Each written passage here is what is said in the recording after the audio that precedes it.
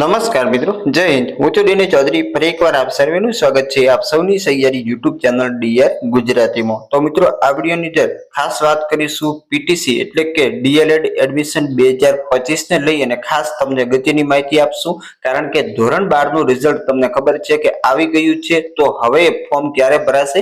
કારણ કે કાલે જેવું રિઝલ્ટ આવ્યું તો ઘણા બધા મિત્રોએ મેસેજ કરેલા છે, ઘણા બધા મિત્રોએ જે વિડીયોની નીચે કોમેન્ટ પણ કરેલી છે કે તમે કહેતા હતા કે ધોરણ 12 નું રિઝલ્ટ આવશે એના પછી ફોર્મ ભરાશે. હવે 12 નું રિઝલ્ટ તો આવી ગયું છે, તો હવે ફોર્મ ક્યારે ભરાશે? અને સાથે સાથે ફોર્મ ભરતા પહેલા તમારે કયા કયા ડોક્યુમેન્ટ જે છે એ તમારે તૈયાર કરવા, અને ફોર્મ છે એ ઓનલાઈન ભરાશે કે ઓફલાઈન ભરાશે એની સંપૂર્ણ વાત કરીશું આ વિડીયોની અંદર. અને અન્ય જેમ કે જે વય મર્યાદા છે શું હોવી જોઈએ, શૈક્ષણિક લાયકાત શું હોવી જોઈએ, કયા માધ્યમની અંદર ફોર્મ ભરાશે, કોલેજો કઈ કઈ જગ્યા આવેલી છે એની સંપૂર્ણ વાત આ વિડીયોની અંદર કરીશું. તો વિડીયો છેલ્લે સુધી જોતા રહેજો. ચેનલ પર નવો તો સબસ્ક્રાઇબ કરી બેલ આઇકન પ્રેસ કરી દો અને નવા વિડીયોની નોટિફિકેશન તમને મળતી રહેશે. સાથે સાથે ટેલિગ્રામ જોઈન ના કર્યું તો અત્યારે જ કરી દેશો, કારણ કે એની અંદર પીટીસી ને ભરતી જે પીટીસી જે એડમિશન છે એની લગતી સંપૂર્ણ અપડેટ આપણે ટેલિગ્રામમાં આપીએ છીએ. તો ચાલો વિડીયો શરૂ કરીએ.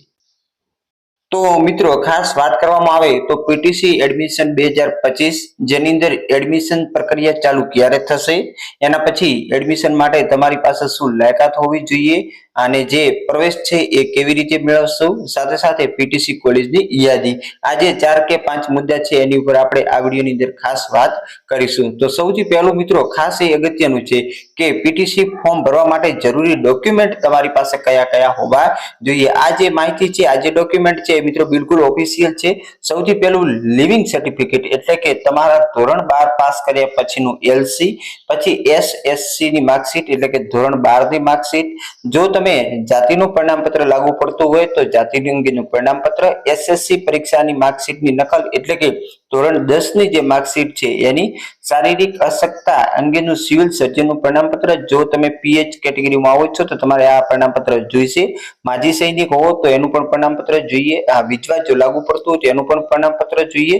સાથે સાથે ઉન્નત વર્ગમાં સમાવેશ થતો નથી તે અંગેનું પ્રમાણપત્ર એટલે કે ક્રિમિલિયર જે તે વર્ષ ચાલતું હોય એની છેલ્લી તારીખ એટલે કે 3જા મહિના પહેલાનો હોવું જોઈએ. આર્થિક રીતે નબળા વર્ગના ઉમેદવારોનું પ્રમાણપત્ર તથા બાહેધરી પત્રક. તો આ ડોક્યુમેન્ટ જે 9 છે એનામાંથી જે તમારે લાગુ પડે છે એ તમામ ડોક્યુમેન્ટ અત્યારે તમારે તૈયાર કરી દેવા, કારણ કે આ જ ડોક્યુમેન્ટની જરૂર પડશે. એડમિશન મેળવવા માટે શું લાયકાત હોવી જોઈએ? તો લાયકાતની બધા જ મિત્રોને ખબર છે, કોઈ પણ પ્રવાહની અંદર તમે ધોરણ 12 પાસ કરેલ હોવું જોઈએ. એના ઉપરથી તમને પીટીસી નું એડમિશન મળી જશે. એના પછી પ્રવેશ માટે લઘુત્તમ ગુણ કેટલા હોવા જોઈએ? તો આ ઘણા બધા મિત્રોનો પ્રશ્ન હતો કે કેટલા ગુણ હોય તો આપણે એડમિશન મળે. તો જે ધોરણ 12 ની પરીક્ષાની અંદર તમારે 50% ગુણ હોવા જોઈએ, પરંતુ જો તમે એસસી એસટી અથવા તો ઓબીસી માં આવો છો તો તમારે 45% હોવા જોઈએ, એટલે કે એનાથી વધુ હોવા જોઈએ. એના પછી પ્રવેશનું માધ્યમ અને વય મર્યાદા. આ પણ ઘણા બધા મિત્રો પૂછ્યું હતું. તો ધોરણ 10 નો જે તમે પરીક્ષા જે માધ્યમની અંદર પાસ કરી છે એ માધ્યમને તમને પ્રવેશ મળશે. ધારો કે તમે ધોરણ 10 ગુજરાતી માધ્યમમાં ભણ્યા છો તો તમને પીટીસી પણ ગુજરાતી માધ્યમમાં મળશે. અને વય મર્યાદાની વાત કરવામાં આવે તો 24 વર્ષથી વધુ ન હોવી જોઈએ, અને જો કેટેગરી હોય તો 5 વર્ષની છૂટછાટ મળશે, અને જો વિધવા બહેન હોય તો એમને 33 વર્ષ સુધી પ્રવેશ મળવા પાત્ર રહેતો હોય છે. એના પછી આગળ વાત કરવામાં આવે તો ફોર્મ ભરવાની તારીખ. તો અત્યારે જે 5મો મહિનો ચાલે છે, મે મહિનાના છેલ્લા અઠવાડિયાની અંદર શરૂ થઈ શકે છે. આ મિત્રો બિલકુલ અંદાજિત તારીખ કહું છું, આની અંદર કોઈ ક્લિયરિટી નથી, કારણ કે જે જૂની વખતેના જે ફોર્મ ભરાયા હતા 2024 ના 23 એ તમામમાં મે મહિનાની અંદર છેલ્લા અઠવાડિયામાં ચાલુ થયું, અને 15 દિવસ જેટલો તમને ફોર્મ ભરવા માટે સમય આપશે. એટલે કે મે થી લઈ અને જૂન આજુબાજુ આ ફોર્મ ભરાશે. અને સાથે સાથે બીજી વાત કરીએ કે પીટીસી કોલેજની યાદી, પીટીસી કોલેજોની કઈ કઈ જગ્યા આવેલી છે. તો આપણે ડીઆર ગુજરાતી યુટ્યુબ ચેનલ પર એનો વિગતવાર વિડીયો મૂક્યો છે, અને પીડીએફ છે એ મેં ટેલિગ્રામમાં 2 વખત મૂકી દીધી છે.